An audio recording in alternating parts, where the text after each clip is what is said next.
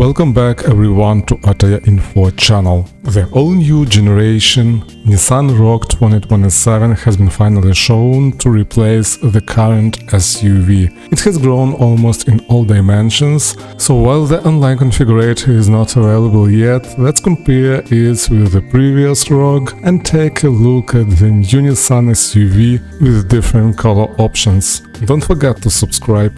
Let's go.